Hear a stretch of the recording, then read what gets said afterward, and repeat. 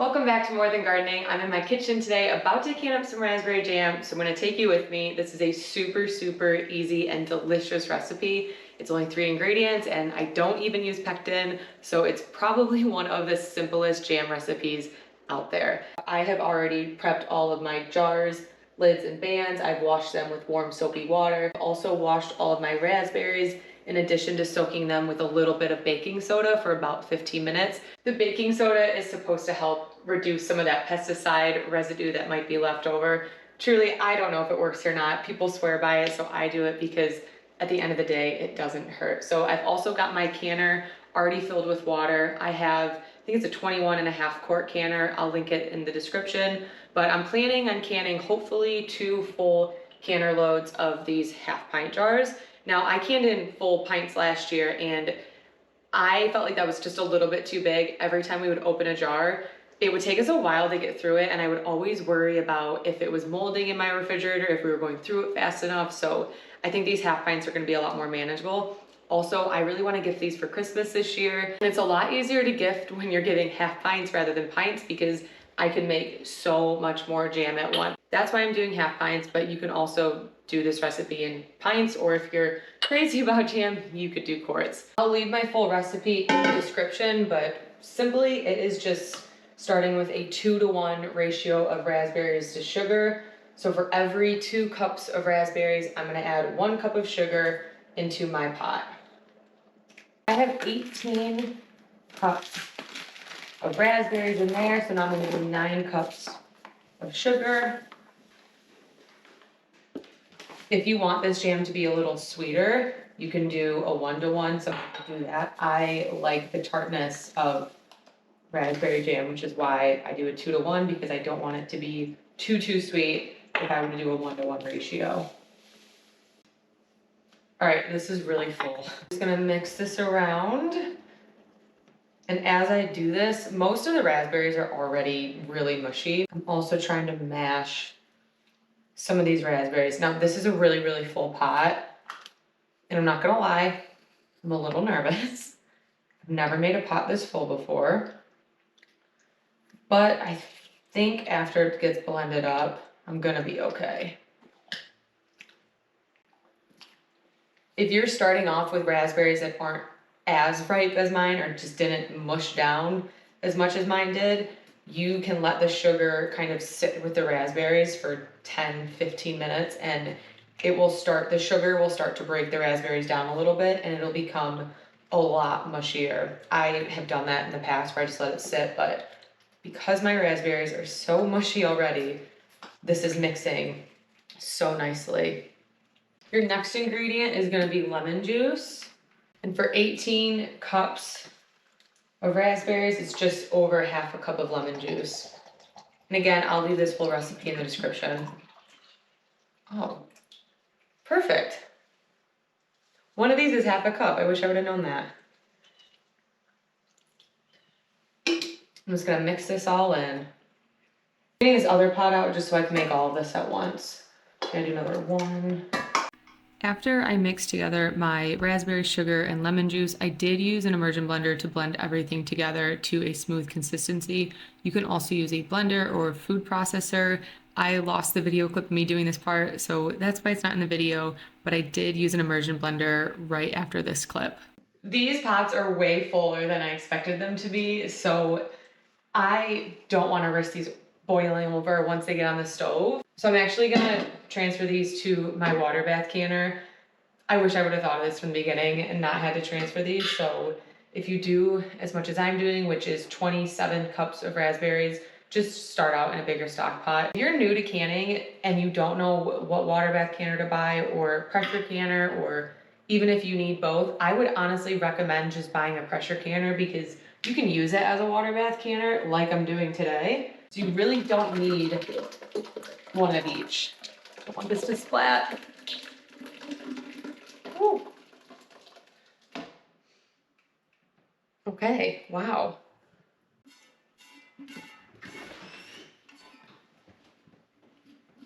Whoa! It almost went down.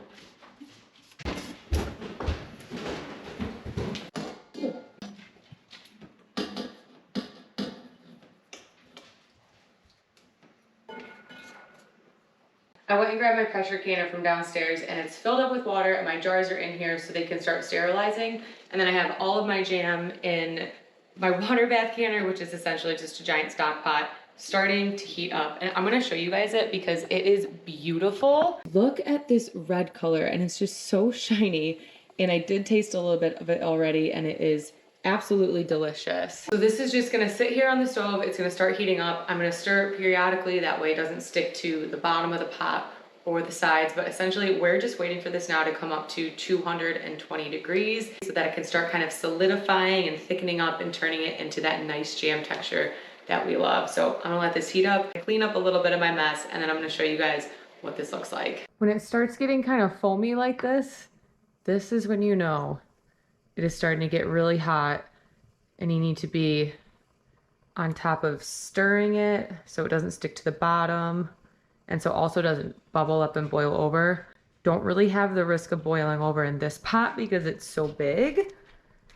But if you're working with a smaller pot, you really want to stay close to the jam right now so it does not boil over. All throughout this process, as it's getting hot, I just keep coming in with my meat thermometer and checking the temp to see where I'm at. So 198, 199, about 190, oh, 201. Wow. This keeps creeping up. Oh, why'd you turn off? Hello? Okay, let's stick her back in. About 200 degrees. So it's gotta go a little bit longer. All right, now we are getting in the danger zone where this is really hot and really bubbles up quick. You could see how far up this has already gone. I mean, this is crazy. And it's bubbly and it's hot. So please, please, please be careful. Just imagine if I had those 2 pots going that I had filled in the beginning. And this has like doubled in size and those pots didn't even have room to double in size. They would have been overflowing and to manage 2 pots at a time. So let this be your proof that you need a lot of room in your pot. All right, it's been almost an hour now. So let's see where we're at. Please be at 220. It is popping, it is hot. Oh, come on, 215. You can do it. 219.4. That is 222. Okay, this is done. And we can start canning it. I'm gonna lower the heat on this just for my own safety because it bubbles up. My jars have been sterilizing in my pressure canner. So I gotta get these out on the towel. Make sure when you're taking hot jars out, you're putting them on a towel or a cutting board. Oh, or something other than your countertop because you don't want hot jars going on a cold countertop because they could crack.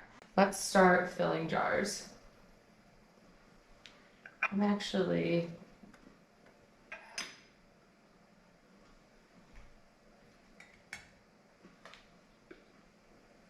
This smells so incredible. Wish you could smell it. I cannot wait to eat this. And then raspberry jam, you just need to go to a 1/4 inch headspace. I'm gonna fill all of my jars to what I think is a 1/4 inch just based on my eyes. And then I'll go in and measure at the end. And I'll adjust these jars if I need to. If you've seen any of my other canning videos, you will know that I use this funnel just about every single time. It has really made filling jars so much easier. And I will link it in the description of this video, along with that thermometer I was using to check the temperature. It's amazing how fast these jars fill up compared to like canning in quart jars where I'm ladling and ladling and ladling. These are 2.5 scoops-ish. Maybe a little more. Got excited. Okay. Now that they're mostly all full, I just go in and add a little bit more to... I just add a little bit more to the ones that I know are slightly underfilled. I'll link a tool that you can use in the description to check the headspace. I do kind of a weird way to check headspace. I take the tape measure because I don't know, I just haven't bought a tool yet, and then I measure where 1/4 inch is, and then I fill it to all of those spots, and then I go back in and check it. And I have canned enough by now I have a pretty good eye for it, but I do still check with the tape measure because it's not always perfect. And it would be a lot easier if I just got myself a headspace measuring tool. So maybe I will go and order the one that I'm linking because, whew, it's kind of silly. Almost forgot. I need to take my debubbler, just go through these and make sure that all the air gets out. If you've got trapped air in these jars, the headspace is going to drop a little bit because without the air, there's more room for the jam. So I just do this to all of them, make sure any of that air comes out. And then I just check the headspace one more time. Once I get all my jars filled, I need to wipe my rims clean. The funnel really helps make sure I don't spill too much, but it's never perfect. So I just take some white vinegar on a paper towel and I wipe the rims. You can use water too, you don't have to use vinegar, but I find that the vinegar just does a better job of cutting through any dirt or anything that's on the rim, especially with jam being such like a thick and sticky substance. I don't know if the water does as good of a job, so I always do white vinegar. I put my lids on that I washed earlier with warm soap and water. You will see some people say you should boil these lids, but I got these from Ball and they do not recommend boiling them. I think a long time ago they were supposed to be boiled because they were made differently than the way they're made now, but now it is not recommended by Ball, the manufacturer, to boil the lids. And your bands are just gonna go fingertip tight. You don't wanna do this too tight because you do need the air to be able to squeeze out through the lid in order to remove all the air from the jars while they're in the canner and then also seal that lid on. So just fingertip tight is enough. Now that I've got all my lids and my bands on, this one looks kind of weird, I'm just gonna load them up into the canner. And jam is very easy in the canner. It just takes 10 minutes. Once I get all 14 of my jars in, I'm just putting this top on, but I need to leave a vent. And the lid going on helps keep the heat in a little bit. I'm gonna bring this back up to a boil, and these are gonna boil for 10 minutes. And then once they're done, I'm just gonna take them out of the canner where they're gonna sit overnight. Tomorrow morning, I'll take the bands off, wash them, label them, and store them. And that is how you can raspberry jam. I hope this video is helpful for you if you're trying to can jam for the first time. If you like it, please leave a like, leave any questions you have in the comments, and make sure to subscribe to my channel to see more canning content, gardening, and just everything I'm getting up to in my kitchen and my garden. Thank you so much for watching, and I will see you in the next video.